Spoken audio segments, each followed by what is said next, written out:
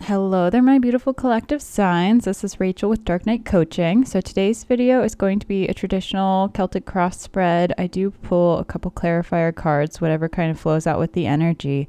But there is definitely a very clear message about moving on to this new chapter that you're experiencing in your life. I do feel like there's been a lot of devastation, a lot of heartbreak, a lot of trauma in your past, but you're really trying to move forward. You're really hopeful for what's to come in the future, but I do feel like you're kind of holding yourself back a little bit.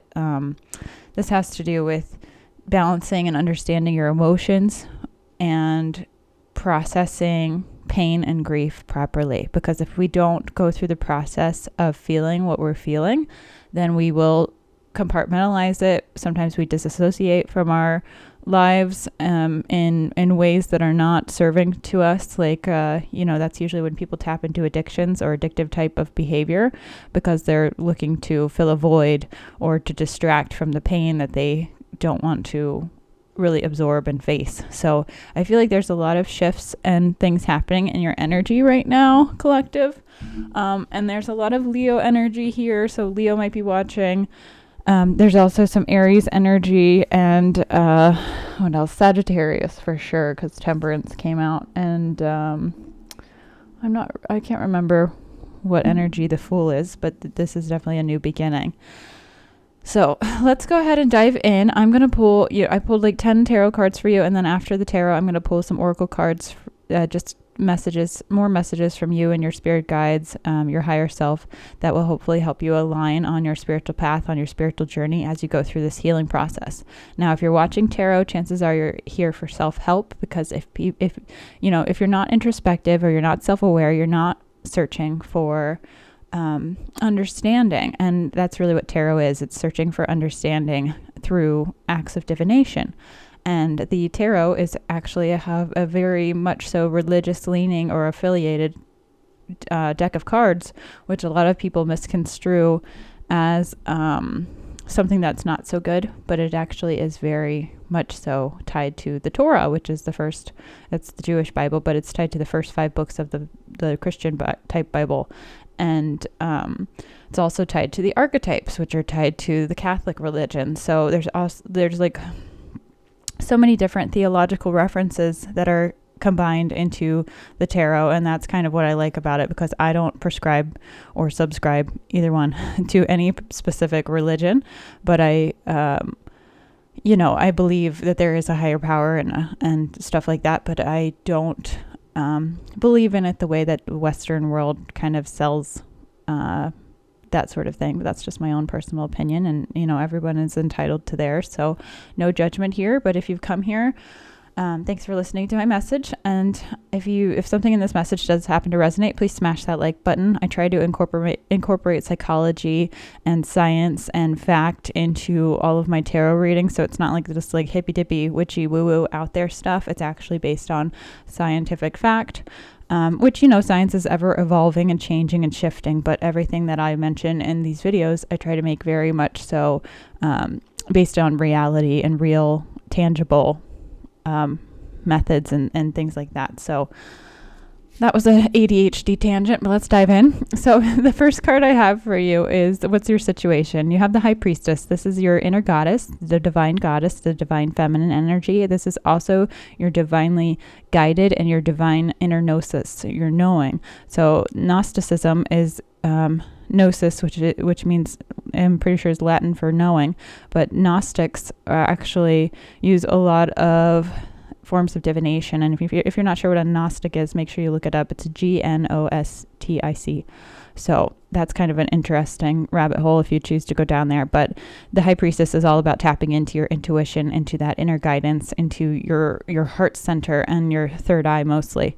And your third eye is where your pineal gland is housed, and it's a little tiny crystalline structure in our brain that acts as a transponder that connects us to the ether, which is kind of like the internet for spirit. So and again, this is scientific fact. There are proven dimensions of reality that the government has even released and disclosed. So there's at least 12 dimensions that they have proved, which to me means there's at least 3 times as many.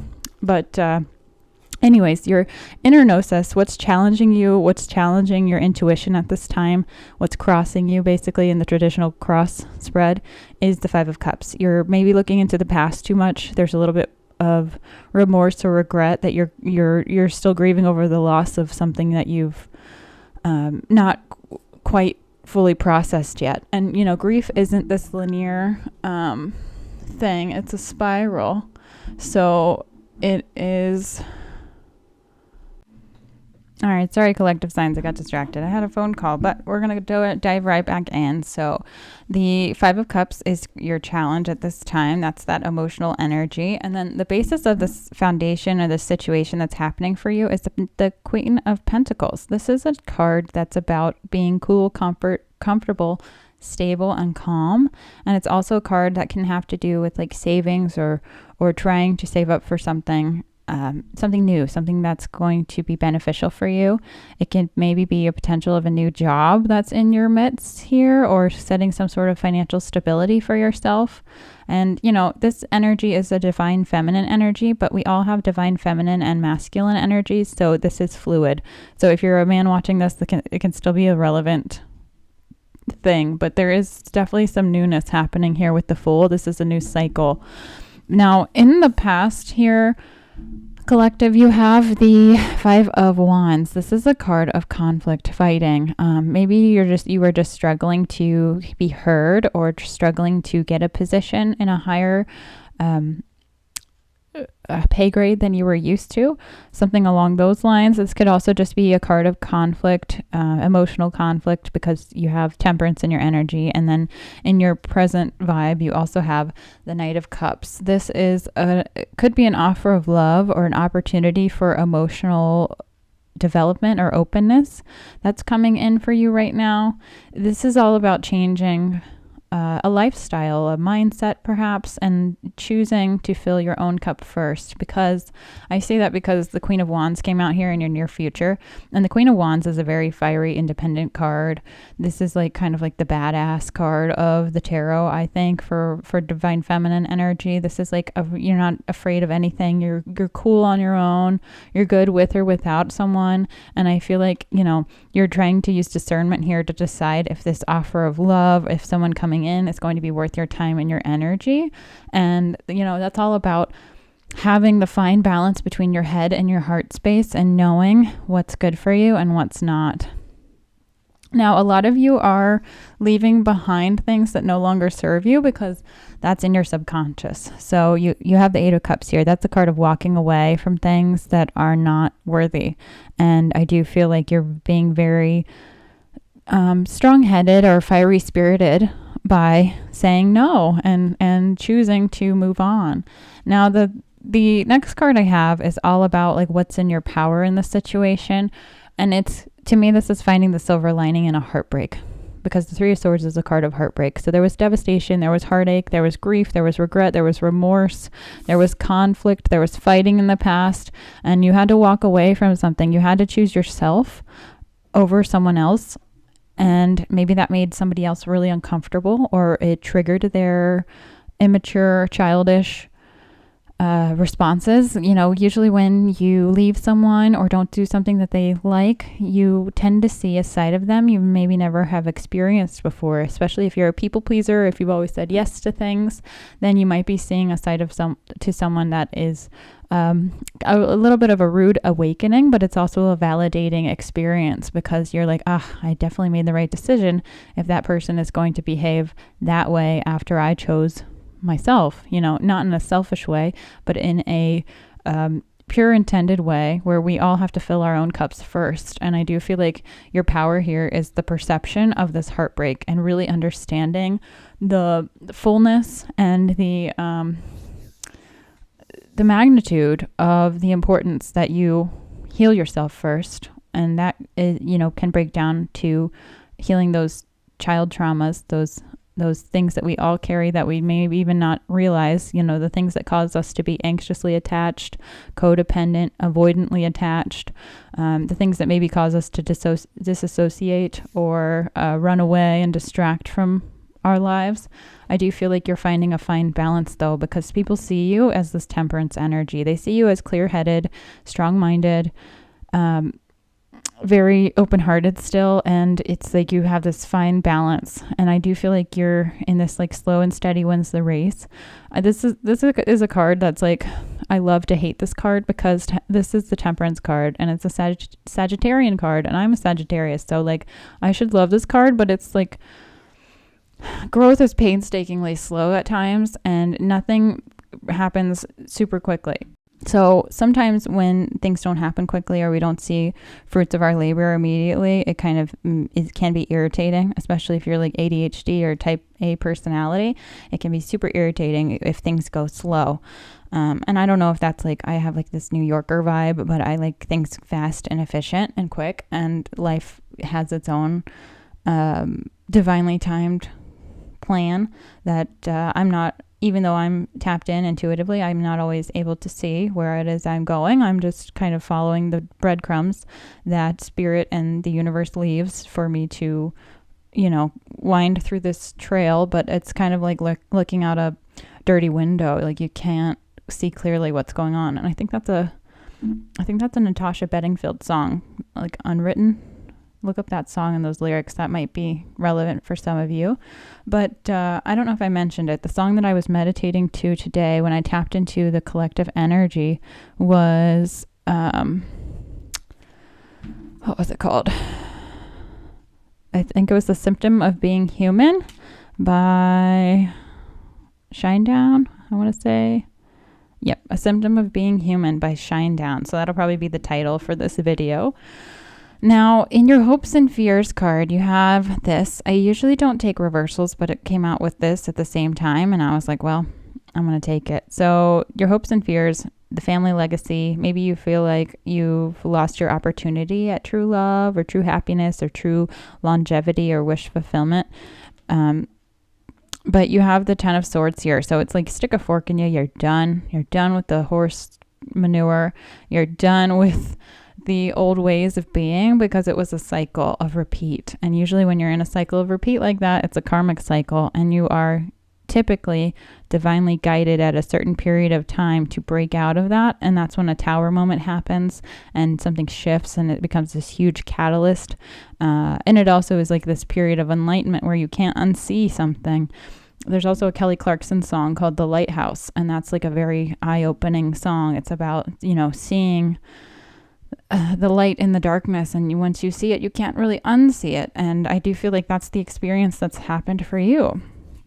Now, the outcome here is a very positive one, even though everything that's happening to you right now feels probably pretty horrific and like almost unmanageable, or like just super challenging at this time to get over.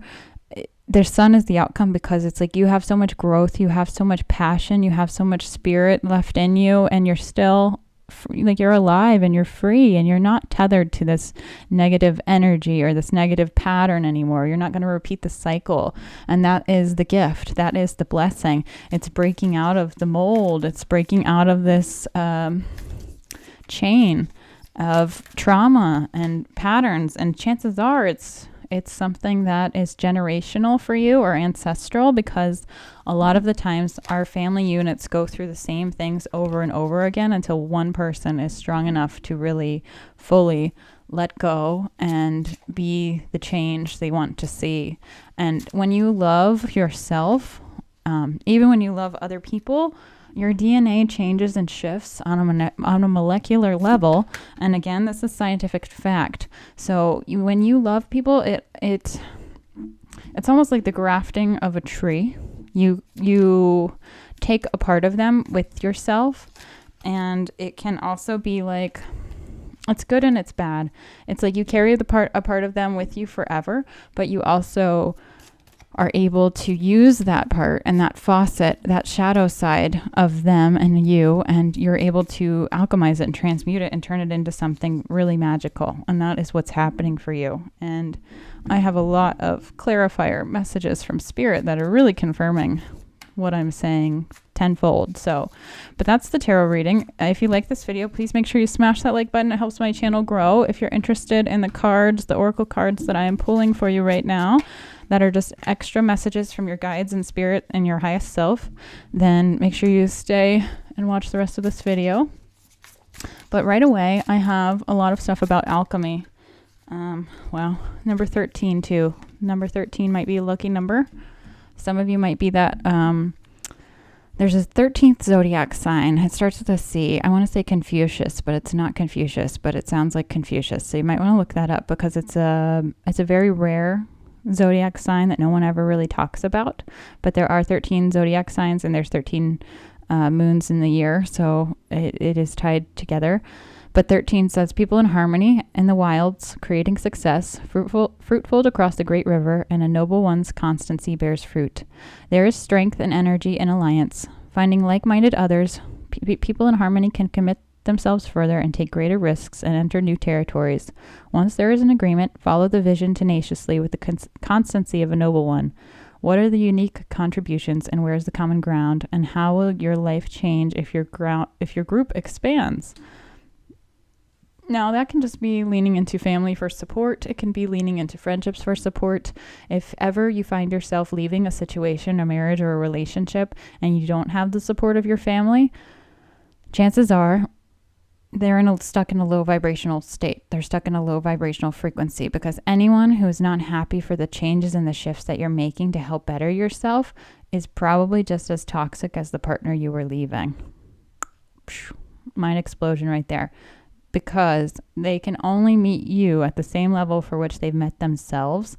And if, you've confided in a person and you've said like, hey, I really don't like what's happening in this relationship. I've tried to help myself. I've tried to fix it. And my partner really just doesn't want anything to do with anything I'm doing. Like, they don't want to participate and they expect everything to stay the same. And if those people are like, oh no, you should do something else, you should give it a try, that's their own preconceived judgment based on their relationships, and you should not take that personally at all. It really just shows that you and that person are probably no longer in alignment. So whatever friendship level you are meeting each other at, it's like you've exceeded and you've grown. And that's not an egoic thing. That's just an energetic vibrational frequency thing. So when you raise your energetic vibrational frequency, as you practice self-care and as you practice self-love and self-worth, you rise. And then those people typically stay the same if they're not going through or really absorbing whatever lesson it is that they've been given at this time. And everyone has their own timeline. Everyone's on their own path. So this is not a personal attack. This is just general, just how it is. So you have to also be aware that people are not always going to be in alignment with you. And if you don't grow together, then you typically grow apart. Now, the next card I have for you is Self-Love. This is from my James Von Praw deck. This is the Power of Love deck. It says, you realize that love of self is necessary to love another.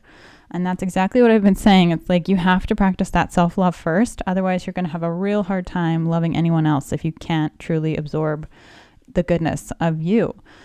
Now, the third eye intuition card I have says harness. Play a guessing game every time you get a call or a text message. Are you spot on, or is it wishful thinking, just knowing other people's habits? Tune in and go with your gut and see if you can harness your intuition. Now, the next card I have is about metamorphosis and alchemy. That is the butterfly. So you've transitioned from a caterpillar into this beautiful butterfly, and I do feel like you're still processing, you're still grieving, you're still going through things, because you have the release card here, as well as that like 5 of Cups energy, and that's a card of remorse and regret and moving forward. And some of you may have had a loved one pass on, and that's really what's triggered this and become a catalyst of change for you. And sometimes it's the harshest moments in our life that cause us to shift, because once you hit rock bottom, there's nowhere to go but up. So that's, one silver lining to the bittersweet gifts of life lessons that we all get kind of slapped in the face with sometimes. But I do feel like you're trying to release and you're trying to let go, and finding forgiveness for yourself comes through understanding. So it's also understanding why you made the choices you made, why you chose to stay with a partner, why you chose to be in that friendship, why maybe you stayed at that job even though they didn't treat you well.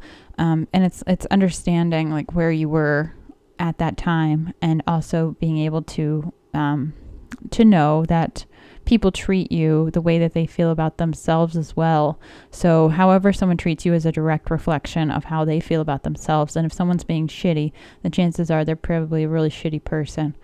And that's just a choice that they make to be, in a state of fear or love.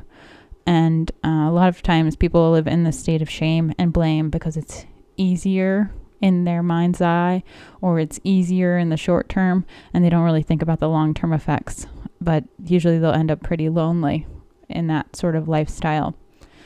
Now, this release card is symbolized by the gray around this card. It's tied to the crown chakra. That's kind of your connection to your inner knowing, your higher self. So it's like you are divinely guided. This is all part of your destiny, to go through these experiences, even though it feels like painful, very painful, but it can be tied definitely to past karma, which I do feel like that is probably what's happening here. Now, the butterfly card says expect change, transformation, joy, elation, and growth in your life. So it's like not all hope is lost. You're just setting this new foundation. You're transitioning, and it's going to be a process. And I say this like in a good way. It can take some time because you have the new life card here, number 39. The number 18 might be a significant number as well, because I saw that while I was doing the recording. And I have a 111 on the time clock right there just a second ago. So this new life is about becoming this butterfly, and this fairy on the picture has wings. So it's like you're stretching your arms, you're stretching your legs, you're really trying to like have this glow up and find a real nice solid foundation that's built on something beautiful instead of something maybe that was fearful. Now, I trust the timing in my life. This is a card that says the transition to becoming a butterfly is a slow and steady race. If you look up the alchemical process, you can look it up in a religious or a theological reference way, and there's a nice lovely breakdown of like the stages of it, which people can also correlate those to the stages of grief in ways, but it's not linear. It's a spiral. Grief is. So this is going to be a process that takes time, and unwinding trauma, rerouting your brain and trying to heal yourself after you've been through traumatic experiences can minimally take up to 2 years of solid behavioral shifts and changes, and like implementing positive momentum in your life, essentially. And that can be through diet and exercise, meditation, yogic practices, self-help, journaling, EDMR, somatic healing, those types of modalities that can shift you energetically. And it also can release any trauma that you're holding on to, because we do hold energetic trauma. It is usually tapped into our auras, and that can be problematic if you're not resolving it or letting it go. So I always recommend Reiki. That's a great way to help, have assistance in releasing trauma that you're holding on to that you maybe don't even realize on a conscious level. It's kind of subconsciously held. And sometimes when you have Reiki, it can cause things to bubble up to the surface, so then you can resolve them in the proper timing when the time is right. And I do feel like Spirit is trying to guide you towards that. Just make sure if you look up Reiki and you pursue Reiki, that you know that it's a pretty long-term commitment, and that it is a process. It's not a quick fix. It's not like you go once and you're done. It's like a real long-term commitment. I would recommend going to Reiki for at least 6 months to a year minimum if you're wanting significant changes. Now, the next card I have for you is Waxing Crescent Moon. Have faith in your dreams. Something about lavender, something about the color purple. Could be the movie, the book, Oprah, possibly. I don't know. I'm not sure why I'm thinking that, but there's a butterfly in this picture as well, so that could just be a significant message. But yeah, there's definitely timing with the moons that are impactful, and collectively we're going through a big, huge shift because we're in this age of Aquarius now, and it's causing a lot of upheaval with traditional belief systems and values and those sorts of things. Like anything that was built on fear or shame or lower vibrational frequencies, it's shifting and crumbling as we speak, because people are no longer abiding by these social norms that were built on falsities. So It's a positive shift. It's just a bit traumatic at times.